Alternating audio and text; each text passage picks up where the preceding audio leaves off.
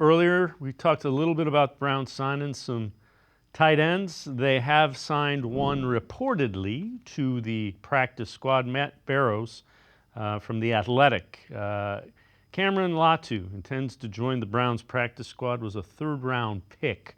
Had an injury that kept him out all last year. But Cameron Latu, one of those tight ends. Again, that's just within the past few minutes we found that out. Back to the offensive line for a moment. Has the fact that you haven't had those five play in a preseason game, getting reps together, does that concern you at all? Absolutely. So that would concern me more about who's at the tackles, if you want to know the truth. Just because of you got a new line coach, Dickerson's going to do a little bit different than Callahan. All those guys are so good, and obviously Callahan is a generational coach, and he's maybe the best O-line coach ever.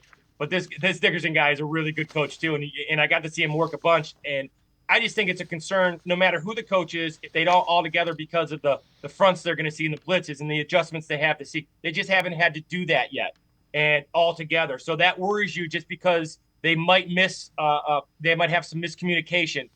That's more worrisome as a coach and as an offensive play caller than anything, just because you don't know necessarily what you're going to see against Dallas. No one shows anything in preseason. I've been watching a ton of film of the last couple years of Dallas just because you're trying to get a feel on what McCarthy's going to do offensively. So you just don't know a lot.